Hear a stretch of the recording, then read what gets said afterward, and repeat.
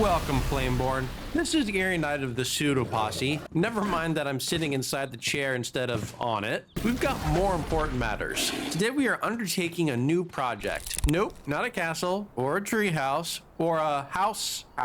No, that's too normal. I've got the feeling to build something completely different today, and I recently received the perfect suggestion. Something out of this world. Yes, a UFO. Why, you may ask? I say humanity has had it coming, and they've had it too easy with all this shroud. No, we're going to make the ultimate threat high in the sky, which is perfect because we just so happen to have an altar floating at the top of the world. So convenient and meant to be. Let's grab our blocks and get to work. Now at this juncture, I have no idea what materials I want to use, save for the fact I don't want to use any wood. A spaceship made out of wood is just utter nonsense. So I'll make some blocks that are metallic-y. And also glowy. Now I think another excellent look for our build would be more of the blue stuff, except not the crafted blocks, rather the luminous growth itself. It's got a very otherworldly look to it, and I think it will look fantastic. Except it is rather slow to mine, so I'll grab as much as my sanity will allow, and we'll just need to pick and choose where to place it. That was quite exhausting, but we've got a ton of work ahead of us, and I don't think there'll be any help, so let's head on up. Up at the top now, and no, that isn't a barcode scanner.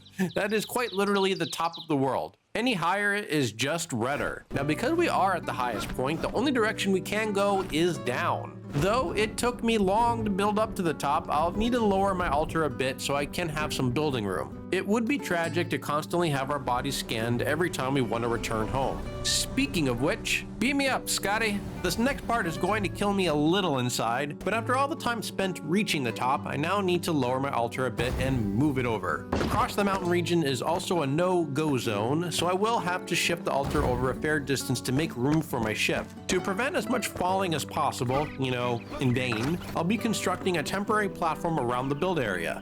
Now, your classic UFO is usually depicted as a flying saucer, circular type object. And well, in a voxel game, curves are in short supply, so I'll need to do the next best thing and discretize my circle into a bunch of cubes that approximate a circle. Similar to what we did in our treehouse, except we may need more circles. You see, the other thing about UFOs is that they are three-dimensional, and if I take a look at my circle, that's looking awfully flat. So I'm gonna need to construct a bunch of circular cross-sections and connect them all together. Fun, right? To make my life easier, first I laid out all my dimensions.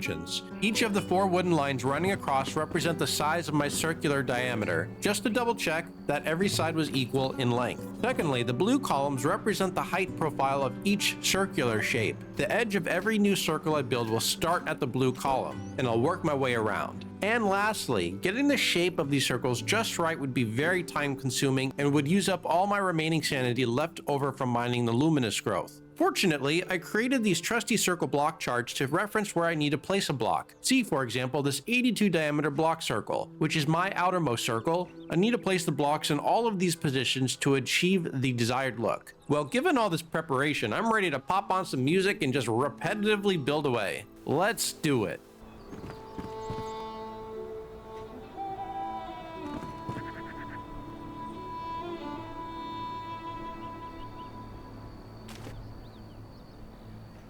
That sure took a while, and we are not close to finished. You see, the third thing about UFOs is typically they are curved top to bottom, and our bottom is very much a giant flat circle right now, which basically means we'll need to go below the altar and do the same exact circle cross sections, except going downward. Though the bottom circular cross sections will be a gentler slope. So I've now got to reposition all my temporary building platforms lower. And deja vu, we're back at the old circle game again, except this time we do need to connect the top to the bottom, which we'll first do by using the column shapes, and we'll do that all the way around the perimeter.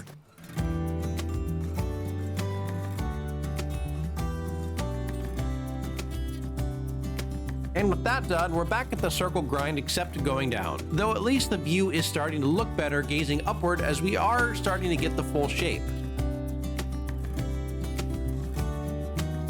Okay, we are finally done with those dang circles, but you see, the other thing about UFOs are that they are solid. Gaps wouldn't exactly be airtight in the vacuum of space, so it would probably be a good idea to fill in all of the holes. And there are a lot of holes. Oh my word, this is gonna take a long time. I take back what I previously said. I might actually miss those dang circles.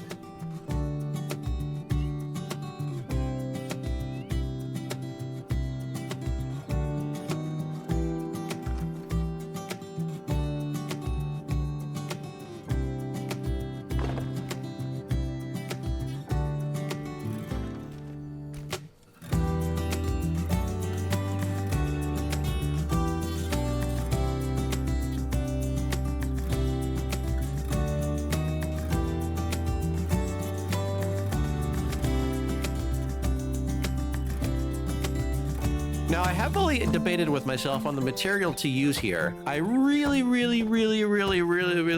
wanted to use something metallic, and definitely not wood, which created very limited choices. Ultimately, color won the day, and we used the weathered stone block. Yes, UFOs aren't made of wood, let alone stone, Eerie. Yeah, right. But the other metal choices are just too dark. Give us some lighter metal colors, Keen. Really, if you want to blame anyone for this choice, blame the devs. Anyways, circle gaps. In general, fill the straight sections with stairs. For all the other sections, place blocks level with the black metal frame along the outer perimeter. Follow that up with placing blocks one block higher along the entire inner perimeter. You'll need to place some temporary blocks to later remove after you fill in a gap. And finally, fill in the last remaining gap between the stone by going along and placing and removing blocks as needed.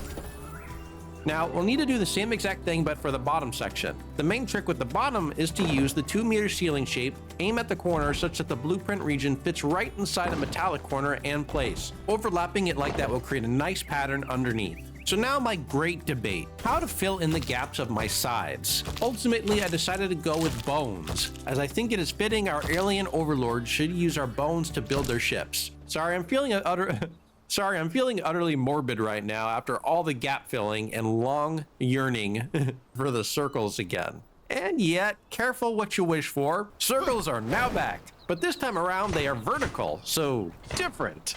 The other thing about UFOs, well, some at least, are that they can potentially have a dome-shaped part in the middle, protruding out of the saucer section. Now, it would be extremely cool if they had glass blocks in the game. Hopefully in the future, at which point I may want to revisit this build. But for now, we are going to make do. I'll start with consulting the old circle chart again and make a series of overarching half circles, including diagonal arches which are created in the same exact pattern, just, diagonally. You'll need to temporarily place some blocks for attachment points, but make sure to remove them when finished.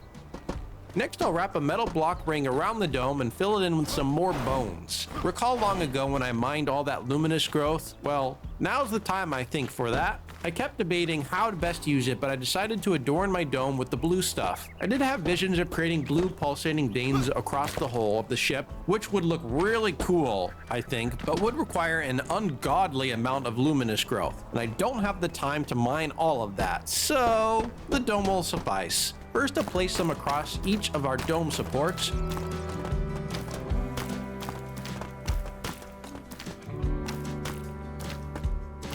Afterwards, I fill in some underneath and have some randomly dangling growth to give it a mystical look.